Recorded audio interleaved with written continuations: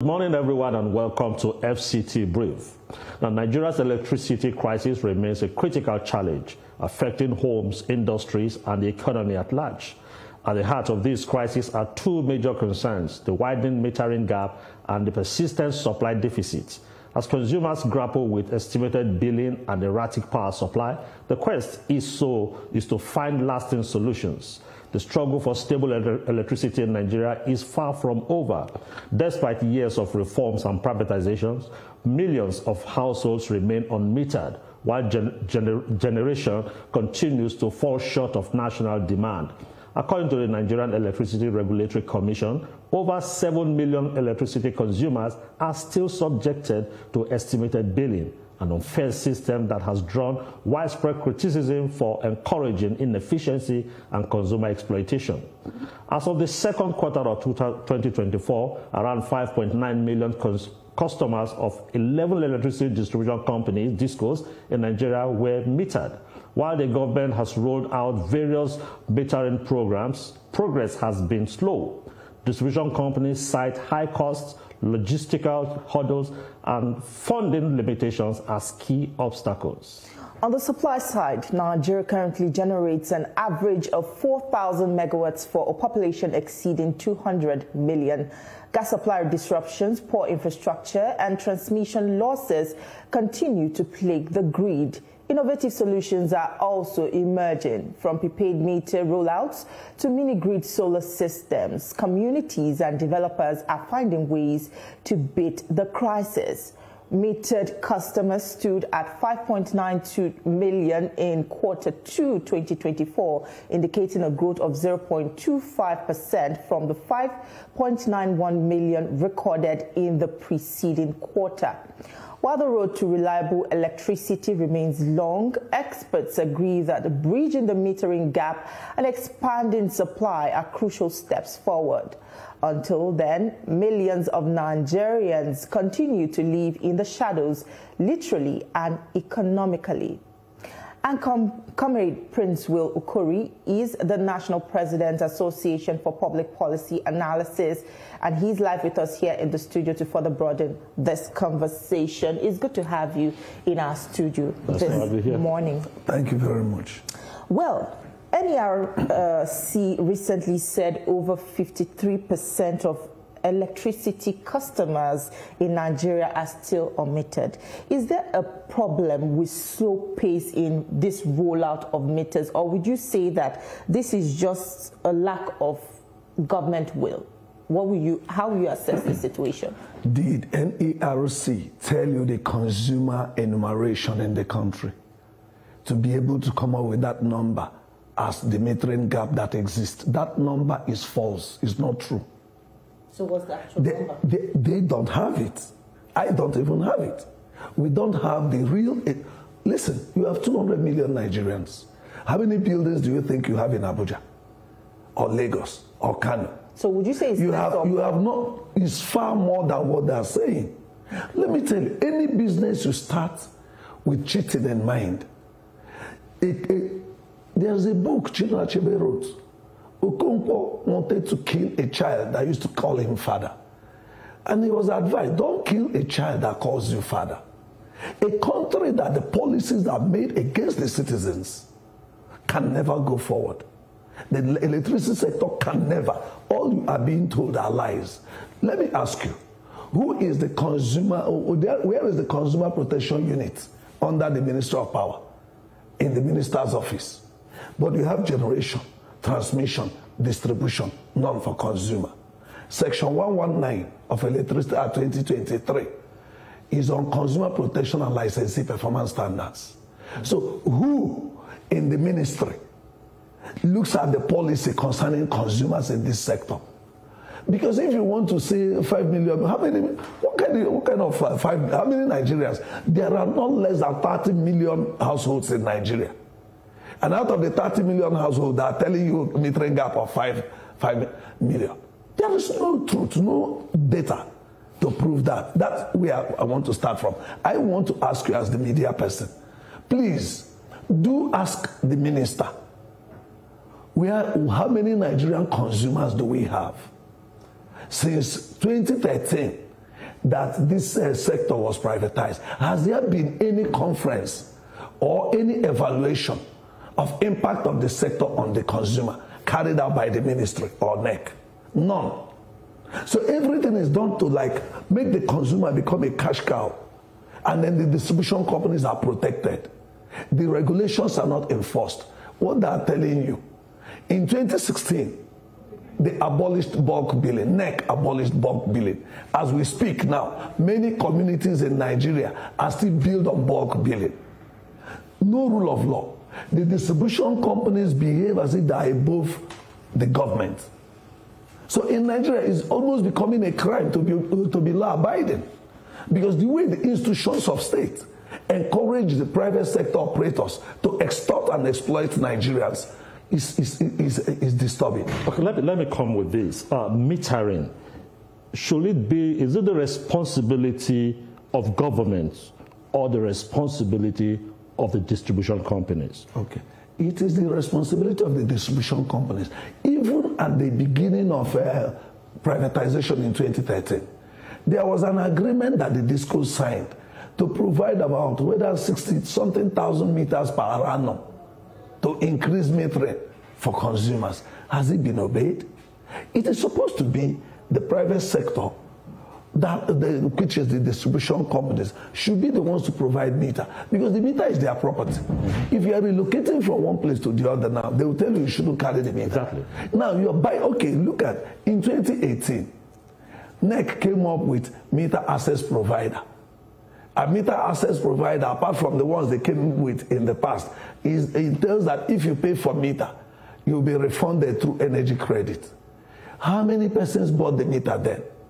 How many persons have been refunded? 2 years after, 2020, NEC and the CBN came up with a national mass metering program, which they said meters will be provided free for consumers. 200 billion naira was earmarked. 55-point-something billion was released in the zero phase. It was to be implemented in 3 phases: zero phase, first phase, and second phase. 1 million meters were to be provided in the zero phase. As I speak with you, what was provided was 996,000 meters. It's short of 31,000 meters. That one, out of 54 or 55 billion. And out of the 55 billion, the money the DISCOs got short by 3 billion. Where is that money? That's why I'm telling you that there are a lot of falsehood in the sector. And it's unfortunate. So from what you're saying, should you say that government should stop funding these private companies? Because this DISCO still complain about, lack of funding, and that's why we still have this infrastructure gap in terms of metering. Would you say that government should stop pumping monies into these private hands, since we still have this power challenge? Government should be sincere. Government should be sincere.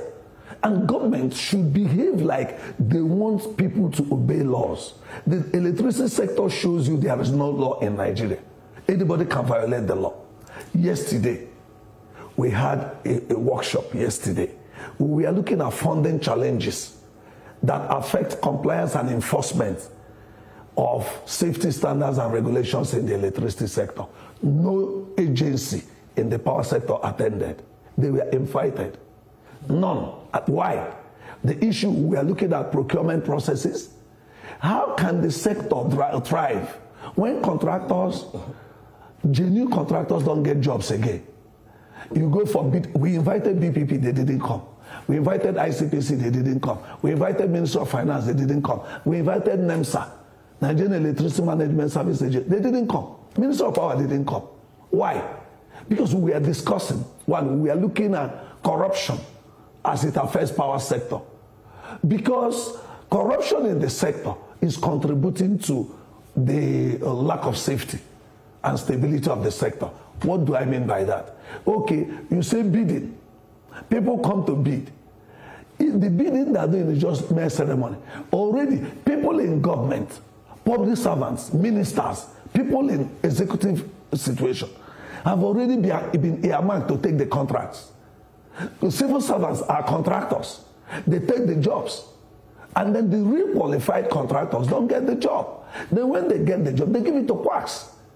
And these quacks do go and get substandard materials to work with. Now, if you don't deal with that, how can there not be crisis? How will you have stable supply of electricity? When breeze blow now, the light will be off because quality of materials are bad. Now, do you know that most of the transformers that are used in Nigeria are purchased by consumers, individuals? And what is the implication? They may not buy quality ones because they are constrained. Yesterday at the workshop, somebody was complaining of a community in Abuja that also are looking for transformer. They'll go to AEDC, they'll tell them they don't have. They say, and there is network expansion investment policy, which they call third-party investment, which entails that if you invest, you will recover your money. But there's no enlightenment for the consumers. Most consumers don't know. So out of ignorance and frustration, when the distribution company fails to provide, what they will now do is contribute their money to go and buy the ones they can buy. They may buy substandard ones. And then you now see, and who is the one installing?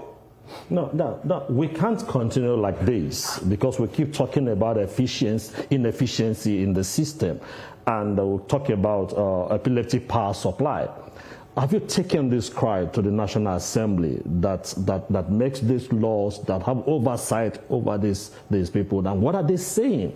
Recently also there's a talk about to revoke their licenses, sell them to private or other investors.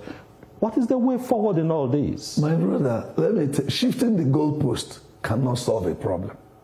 When governments invested in enterprises like Michelin, Dunlop, Volkswagen, Peugeot, most of the textile industries, at least they did to an extent. Yeah. Now, when there was fraud, people were mismanaging them. Rather than punish those who were mismanaging them, we said privatization is the best. We now shifted to privatization. And the privatization now is not riddled with corruption. My brother, what we need is the leadership. Who are the ministers? In the first place, who own these distribution companies? It's not the issue of selling. Let's find out who owns them. Why are they so? Why is it that they don't have conscience? Why is it that they treat Nigerian consumers the way they do? And why is it that Consumer Protection Commission is there and this is happening?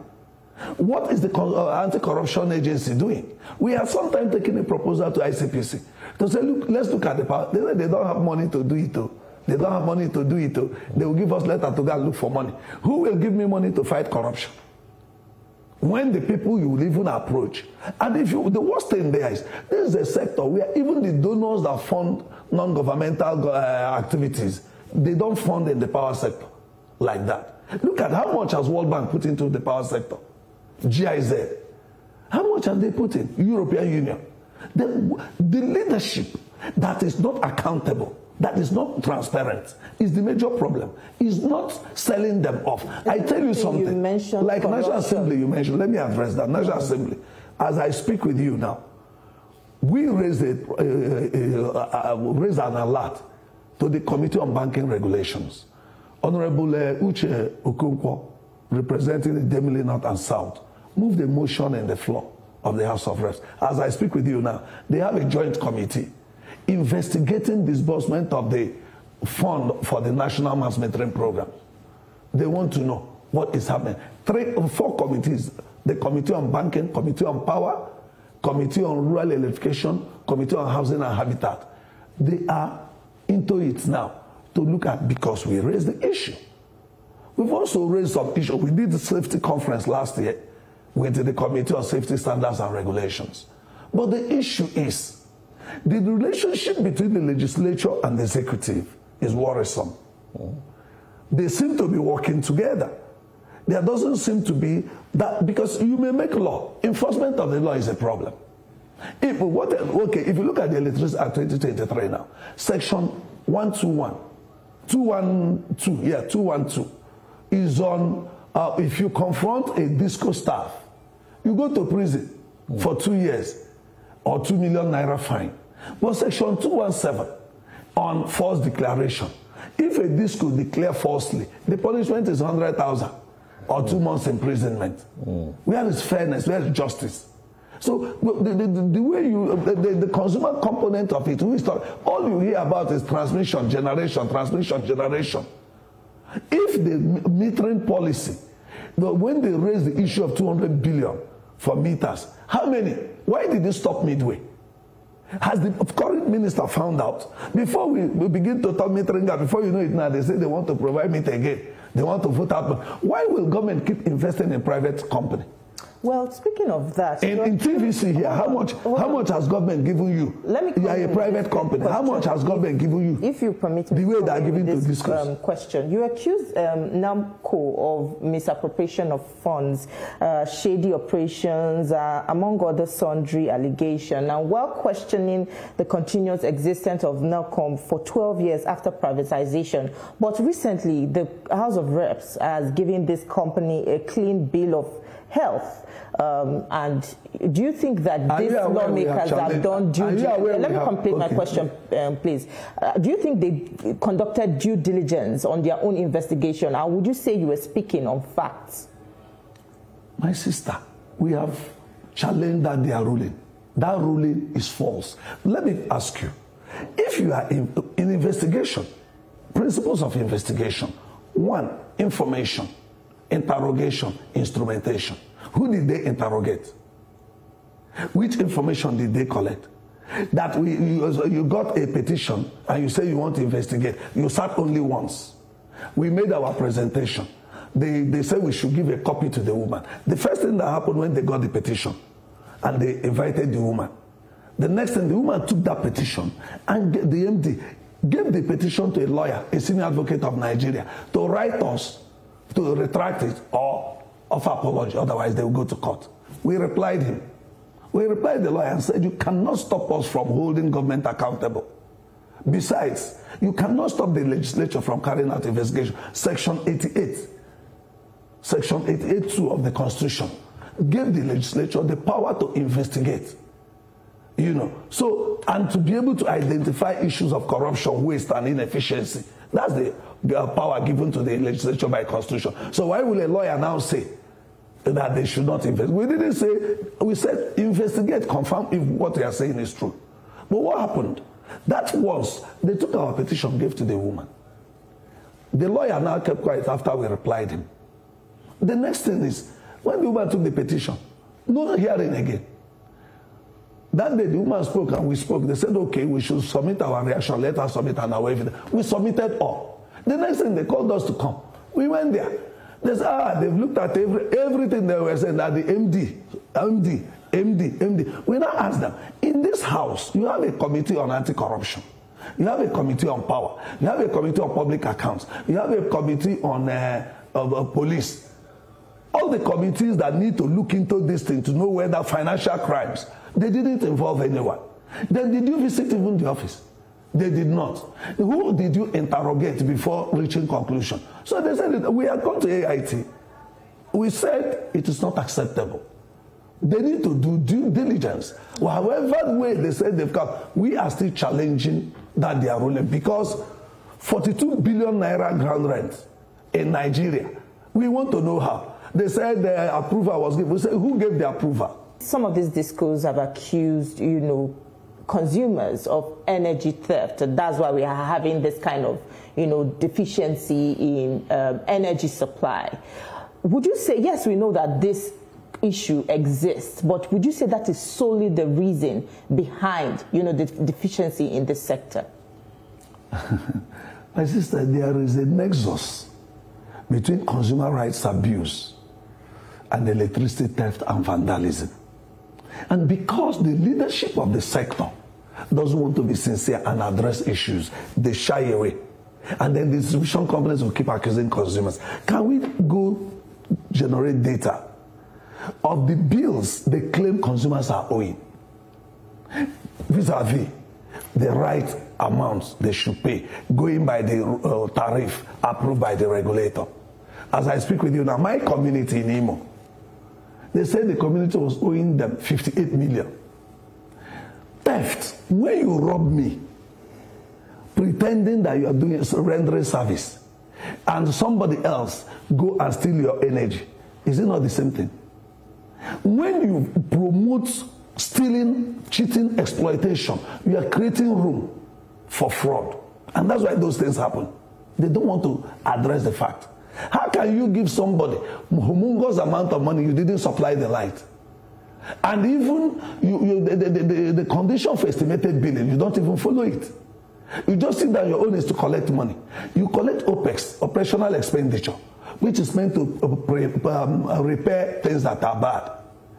We led the other record community in Akwa Ibom with 17 communities, a clan. 17, since 2019, they've been in darkness. Yeah, Mr. Corey, let's put it this way. It's not an excuse that because they didn't render service, then energy... They still... Yeah, what I'm saying is that it is not an excuse for energy thefts. My brother, Consumer Protection Commission is there. Let them prove. Let them do a study and prove whether the consumers are the ones stealing. Let me tell you something. Do you know that the whole of this country now, you don't even know the data of the electrical installers that have competency certificate? You don't know. NEMSA Act of 2015 in Part 2, Section 6M makes it a criminal act to carry out installation without a NEMSA competency certificate. The current 2023 Act in Section 176M says NEMSA should process and provide competency certificate. Who is supposed to monitor? These people that don't have that qualification and competence may be creating all this chaos. And then whom do you blame? You not blame the institution set up for safety. Why not upgrade them? Who is monitoring to ensure that those without competency certificate are carrying out installations? Are you telling me that a consumer that doesn't know about electricity will just go and start stealing? How can he do that? Ways to prevent electricity theft. He provided against vandalism, but nobody is enforcing anything. By the way, Nigerian Security and Civil Defense Corps has the mandate of protecting national critical assets and infrastructure. If you tamper with meter in order to steal electricity, is it not part of vandalism? What is NSCDC doing? No, the police is there to prevent crime. Since they've been complaining this thing, what proactive step has the police taken? What proactive step has Civil Defense taken? What proactive step has Consumer Protection Commission taken? What proactive step has NEC taken? All right, I would like us to move on very quickly because we just have 30 seconds. I need you to answer me this question in 30 seconds. You know, Nigerians are beginning to consider other alternative sources of energy. We're seeing solar coming up now, but we're not seeing the government really taking advantage of this sector in terms of subsidizing, you know, it. Do you think that the government is serious about diversifying, you know, the energy sector and making it more accessible and affordable for Nigerians, since this gas that we heavily rely on is not working for us? I just need you to answer me that in 20 seconds. We are just scratching, running around, leaving the men, still leadership. A leader that believes in Section 14(2)(b) of the Constitution, security and welfare of the people shall be the primary purpose of government, should be concerned about it. The solar thing you are hearing now, because there is a climate fund in the international community, the one that we have, the on-grid that we have now, how functional is it? It's just like you have the roads that you can't travel on and are building coastal highway. You can't travel from here to Lokoja freely or to Aba freely, but you are building coastal highway rather than repairing the ones that are there. The solar thing you're talking about, go to Area 10. Mog Plaza is there. Over 200 shops are there. If you say solar is working, why not use it as an experiment and let them use it? Abi? So why don't you make those shops and these plazas begin to use it? So government, as far as I'm concerned, the government has not demonstrated sincerity of purpose in this sector. They've not shown that they really love Nigerians. Rather, what government has done is to connive with private sector operators and see Nigerians as cash cow who can be treated anyhow. The day, like this thing we did yesterday, they didn't come. The day people troop out in the streets now to protest, you will see truckload of policemen coming to hack them down. Unfortunately, that's where we have to leave our conversation this morning. But we must say thank you so much for your contributions this morning. To quite thought-provoking, and we hope that the right authorities are listening to, you know, solve this crisis that we have today in the energy sector. Thank you so much. Thank you.